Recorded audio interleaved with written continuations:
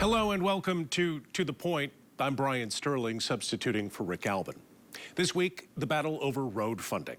Governor Whitmer has long promised to fix the damn roads, and this month introduced a plan, her second, to fund road construction and maintenance. It is a $3 billion proposal, which includes increased taxes on corporations and marijuana to address infrastructure needs. It's a plan that's facing opposition from Republican lawmakers who are advocating their own ideas for reallocating existing state revenues without tax hikes. We start our program with a conversation with Denise Donahue, who represents county road agencies in Michigan. Denise Donahue's head of the County Road Association of Michigan. Denise, your association represents county road agencies in the state. We're talking local roads here. You drive on them, I drive on them. When it comes to county road work and the conditions of those roads, give us a progress update. Well, where we stand, we do gather a lot of metrics here at the County Road Association of Michigan. All 83 road commissions are our members. They are responsible for 75% of Michigan's road miles, which is 90,000 miles of roads, and 52% of the bridges. So a very big responsibility. In addition to that, 63 of our counties are also responsible for maintaining MDOT's roads. So plowing, all of that activity, pothole patching, guardrails, et cetera, et cetera. So we're really good at all that stuff. So condition of the roads. We collect some different metrics from our members. I think that the overall metric is that on the federal aid eligible roads, so those, the goal for the Michigan Department of Transportation is that the roads that qualify for federal aid, these are generally your primary roads in the case of county road agencies, our goal is 90% good fare.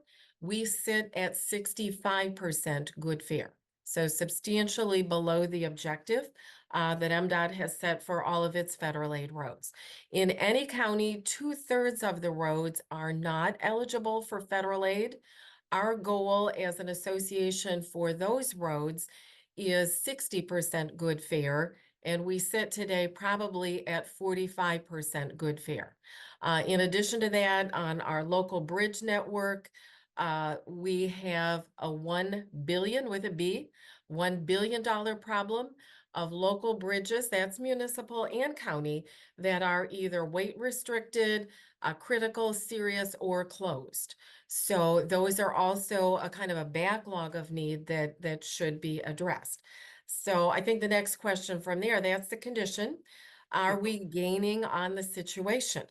And in a nutshell, we're not. We certainly enjoyed about a decade ago an increase in gas tax and vehicle registration fees. That was helpful at the time, but inflationary costs have really eaten up the gains that have occurred there. So we ask our members every year, how many miles of roads did you improve last year? So not the ultimate fix, but how many miles did you improve? And they all, give us an answer back. In 2023 versus 2022, out of, what I said, 90,000 miles of roads, only 30 additional miles were improved be above the prior year. So not 30 miles total, but 30 additional miles. So basically flat in terms of progress. We have a group of engineers, 150, 200 years of experience that guide us on these things, asking these questions. And we should be fixing, improving 13,000 miles of roads per year across all 83 counties. We're somewhere close to 6,100 miles of roads a year. So we're not even touching half of what we should be. So there's some good reasons for that. Yeah, Denise, and let's be clear, we're just talking about the roads that exist right now. You're just trying to maintain existing infrastructure, nothing new here. That is absolutely correct. We are not talking new construction. And when I say improve, it's also not the ultimate fix. I mean, the ultimate fix is taking it back down to dirt and rebuilding it, which could be, $1 million a mile. depends, of course, on the type of road, 500,000, $1 million a mile. So we're not talking about the ultimate fix here. We are talking about maintaining what we have. So as the roads continue to deteriorate, that leads to obviously higher costs all across the spectrum. Talk a little bit about the collateral damage there that's done to the pocketbooks of Michiganders driving on these bad roads. I think this is one of the situations where the cost of the fix is probably less than the cost continuing to struggle with the problem. But again, we certainly need the situation to be fixed. It is a math problem. It has a finite solution that would restore our roads back to, what are very reasonable objectives for the people of Michigan. I think one of the things that's going on that we all have not realized is every car that we buy is slightly more fuel efficient than the one we just traded in, got rid of. Doesn't matter if it is a used car or a new car. The mileage is creeping up, creeping up, creeping up, and we don't open our wallets. Not that we're carrying cash bills anymore, but we don't look at the end of a Friday and say, whoa, I have a lot of money left in here that didn't go into gasoline and didn't go into gas tax. But that is happening to all of us. We are selling fewer gallons of gas in Michigan than any time in the last 25 years, with the exception of 2020, which was, of course, the stay-at-home year. That, people are driving more miles, all the stuff, but we're selling fewer gallons of gas. Um, the gas tax is 40% of what the state puts into roads. So when you see that revenue source declining 10% over 25 years, that's just the gallons of gas declining 10% over 25 years. We're moving in the wrong direction as the costs, of course, are going up and up. Yeah, I was going to say that's a problem that's compounded, is it not? Because gas revenues are going down, but the cost of construction, according to MDOT, is up as much as 25%. Correct. And so I want to be careful with my words. I won't say that revenue from gas tax is going down. It's just not where it should be because we're selling fewer gallons of gas. So, and at the moment, we're actually kind of still in a bounce back mode from 2020 and the pandemic. So, but I can say a data point, and this comes from, I think, House Fiscal Agency data here in Lansing. The revenue that is coming from the gas tax portion of the Michigan Transportation Fund hit its highest point in 2018. That was after the new gas tax increase went into effect. Here we sit 5 years later, 2023 is the data point I have, and that gas tax revenue is up 1% in the last 5 years. So that's like 0.2% every year. I just look around the room at the road commissions and I say, anybody who has seen your costs increase 1% over the last 5 years, please let the rest of us know, because of course that hasn't happened anywhere from the grocery store to certainly the trucks and the equipment that we buy. So we're not able to keep pace. So here comes now this debate over road funding. It's intensifying now. The governor has released her plan, the $3 billion Michigan Road Ahead proposal. That's looking at increased taxes, though, on corporations and marijuana to address these infrastructure needs. The Republicans also putting forth, they've got a plan. Let's talk about the governor's plan first, I guess. What's your understanding about that plan, and are you getting behind that? We are behind both plans. In fact, we have a problem that needs fixing here. I think what's very encouraging for the first time in a lot of years here is that we have two plans that are both in the neighborhood of $3 billion. We have a study that we have provided data for that said, I guess 2 years ago, that the additional need for Michigan roads, and I'm talking municipal roads, county roads, and MDOT highways and freeways, et cetera. The additional need at that point was just about $4 billion. So, $3 billion coming out of both leaders' plans, I guess, is very encouraging that we are within the ballpark of each other. I think that is very significant. I also think it's very encouraging that both plans are looking at removing the sales tax off of gas. I think that most people, you see interview after interview on television, people assume every tax they pay at the pump is going to the roads, and that's not the case. We are one of only 6 states that charges sales tax on gasoline, and so it's 6%. So that's not 6 cents, that is 6%. And so if gas is 3.10, whatever, that's 19 cents a gallon that is collected at the pump that is not going to the roads. It's going to some great places. It's going to schools, it's going to counties, townships, cities, but it is not going to the roads. And so I think that a move like that would be very transparent for the public, that everything we pay at the pump is going to the roads, because that is what the average driver thinks anyway. And, both plans, in fact, have some specificity about replacing the money for schools. And the governor's plan talks about replacing the funds, filling in the gaps for the local revenue sharing part. So I think that might remove, for the first time, a significant barrier to getting that done. Taking that sales tax off of gasoline, replacing it with gas tax, would generate closing in on $1 billion for roads. So I think that's very significant and is a good move in transparency for our drivers. So we have lots of questions remain. I would also say the governor's plan and the speaker's plan talk about an emphasis and a focus on local roads. Really, our county roads have not received any significant new funding in the last, 5 years, that sort of thing. Road commissions did not receive any of the federal funds that came because of COVID. We are a statutory form of government, and we're not able to participate in that unless a county or a township decided they wanted to share that with the road commission, and that's awesome where that occurred. We did not share in the bonding program that was done, that went exclusively to state highways and freeways. So, that's unfortunate, but that's how it is. We heard a lot with the Federal Infrastructure Investment and Jobs Act. That's the traditional 5-year transportation package coming out of the feds. That had additional money in it. It was not all new money.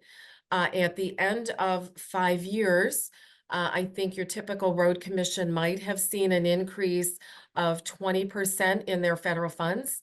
So again, you divide that across 5 years, and it's, about 4% a year. And then you take any given county, Kent County or any given county, 2/3 of the roads in that county do not qualify for federal aid at all. And so those non-primary roads, those are the ones, especially in a world of hurt right now. We've seen the need on those roads grow about 32% over the last 2 years. Denise Donahue is head of the County Road Association of Michigan. We look forward to seeing how these negotiations play out. Denise, thank you. Us too. All right. Thanks for having me. We continue our look at the issue with the head of the State Chamber of Commerce, who says new taxes on businesses is a dead end. Jim Holcomb, President and CEO of the Michigan Chamber of Commerce. Jim, thanks for your time. I guess if you were to describe the condition of the state's roads to someone who didn't live here, how would you do that? Desperate need of repair. It's long since been time that we tackle this issue. We've had chronic disinvestment for decades, and we have to come together on a plan for the future. So for the first time since 2019, road funding now is the talk in Lansing. There's a couple of different proposals that are out there. I want to start with the governor's proposal and some of your first blush thoughts about what you have seen and heard about that. We're very concerned about any talk about raising the corporate income tax. I think many people don't realize that 87% of employers paying the corporate income tax are small businesses with 100 employees or less. This is not what is being kind of put out there to be, that it's just a tax on big corporations, which in and of itself would be dangerous. We don't need to be attacking businesses when we're trying to grow the state and grow population. So let's back up a little bit. Michigan, would you agree, I guess, we're chronically underfunded here when it Yes. comes to road construction? We've got about a $4 billion annual gap here. We've got problems. Correct, we do. And we need to make sure that we're looking forward to a stable stream going forward, absolutely. Do you see any plan out there that would be feasible without raising taxes? Sure, I think when you have an $83 billion budget, the governor just put that out, there's got to be ways to get into that budget. Now is the perfect time because the legislature is going through their appropriations process. What we don't have right now, which is hard to kind of look forward, is we don't have details of the plan. We really appreciate the governor. We appreciate Speaker Hall. They're showing real leadership, putting plans out there. In the governor's case, we just don't have the details yet. Speaker Hall did put forth quite a few details in his. When it comes to raising the corporate income tax, and you mentioned this, what troubles you about a possible spike in that rate, especially when it comes to competitiveness? Yeah, right now, we're about middle of the road on corporate income tax. In the last few years, 16 states have actually reduced theirs. Any increase in our corporate income tax is going to make Michigan less competitive in the race for jobs, and the ability to grow our population is what we need. We're saying on one hand, we want to be open for business, we want to attract new employers, and then on the other hand, we would be jacking up their tax rate. Also, coming out of the governor's proposal was a talk about this wholesale tax on marijuana. You know, this seems like to some that this is hurting really the little guy. No, I think it is. And, again, we'll need to see the details. I'm not sure. We're seeing that marijuana prices are going down. We're seeing an industry struggling. I'm not sure what the industry is going to look like year to year. And when you kind of look at so much of a heavy part of a tax burden on them, what does that do to the stability of the revenue stream? And that's what we need when we're talking about road funding, is stability going forward. We have these fits and starts, and we have a good couple years of spending, then several years of down. We need something that's consistent, and I'm not sure that gets and hits the mark. In fact, the legislative priorities that the chamber has called out calls for just what you just said, supporting impactful, long-term, fiscally sustainable infrastructure investment plans. But that's rethinking about how all of our tax dollars are allocated and spent. It's kind of like $1 billion here, $1 billion there. Can you pull it off? Could the legislature pull that off? I think we pull it off, and I think we see people on both sides of the aisle just have to be willing to take the deep dive into the numbers. As I said, we have an $83 billion budget proposed. Before we start talking about tax increases, let's make sure we're prioritizing our spending. That doesn't necessarily mean cuts. It means, are we spending taxpayer dollars where they want it to be spent? Poll after poll shows that Michigan drivers know the roads need fixing. So let's listen to them and put the taxpayer dollars already coming to Lansing to work. You did talk about that this is a light on the details of some of these proposals, but you did point out some dubious sources of funding that were included in this, and I'm reading from your press release. Increased fees or taxes on digital advertising, delivery services, heavy trucks, and $500 million that they're going to find from just cutting red tape. Yeah. Talk about that from a business standpoint. Well, from a business standpoint, the tax is going to get passed on.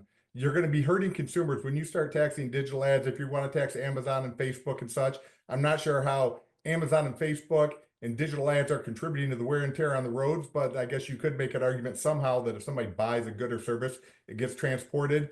But again, that's going to get passed on to the consumer. So in an era of high inflation, when kitchen table economics are important, you're going to jack up their costs. And again, whenever you have an increased tax, you're going to get less activity. So you're going to destabilize your revenue stream.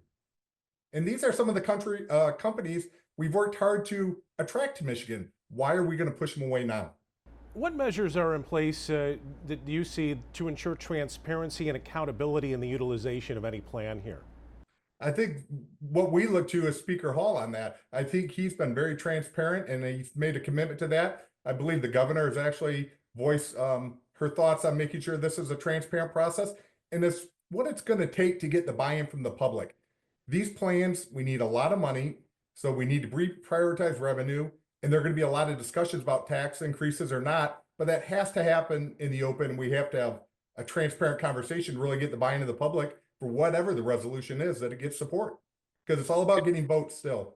Exactly. That's a great point, because I think sometimes the public they're left out of this process somewhat, even when it comes down to the understanding of how roads and the condition of our roads play into our general economic viability as a state. They absolutely do. When you're trying to attract talent here, when you're trying to move goods and services, just the safety aspect of moving our employees from their home to their business every day, our roads are a vital need of improvement. It's an economic imperative as well as a safety imperative. You also caution that an increase in the CIT, it isn't a solution that you guys can support. You say it's going to put Michigan's economic competitiveness and jobs at risk, and stifling an economic climate that really still is just trying to get on its feet here, especially after COVID. Absolutely. Michigan's battling back. We have great entrepreneurs. We have great business leaders. We're strengthening our communities with good paying jobs. Let's not do anything that takes those jobs away. Our communities depend on it. Our families depend on it. Michigan's future depends on it. So what comes next here? When do these budget negotiations really get into high gear? I think it's going on right now. I've had conversations with legislative leaders already. I believe they're having the conversation. Once we get past the earned sick time and minimum wage discussion, I hope this is next up. Our appropriations process has started in earnest. The governor's made her proposal. Now it's time for the legislature and the appropriation committees to dig in and do the hard work. Would you have any specific areas in mind of the state budget that could see some cutting? No, because I think, again, this is where we need transparency. We've never had a fully transparent budget. The governor and the legislative leaders need to work together to make sure that they're discussing what actually is the use of money. It's called unrolling the budget. Your budget will have a lot of big line items with millions and millions of dollars. We need to unroll that and know what makes up that calculation and where the actual dollars are being spent. And once you have information, you can make an informed decision about where we could reprioritize those funds. Jim, I'm curious, what about examples of any other states that have successfully done what you're talking about, reallocating without raising taxes? Do you have any examples out there? I can't point to anything now. I can tell you, when I talk to my colleagues around the country, they're all going through the same exercises. Maybe it's not for roads. For them, maybe it's for infrastructure or for schools or for other needs of their specific state, but they're all doing this same exercise of trying to increase transparency and try to make sure that dollars are being prioritized. It's no different than what's going on at the federal level with DOGE. It's about making sure that we're looking at the resources we have before we ask the taxpayers for more. We did talk about the public a little bit. I guess, any plans in place to engage with the public and to build consensus on this going forward? We're always talking with our members. We're continually trying to gather their input, because when we go and talk to legislators, we're carrying the voice of business. So we're continuing to talk to them. And I know once we get details of these proposals, when you have actual bills introduced in the legislative process, that's when the work will get started and we'll have a lot of communication. Jim Holcomb is President and CEO of the Michigan Chamber of Commerce. Jim, we appreciate your time. Thank you so much. Both sides promise to engage with the public to gather input and build consensus on the best approaches to resolve Michigan's road funding crisis. Thanks for watching. I'm Brian Sterling. Rick Albin will see you next week on To the Point.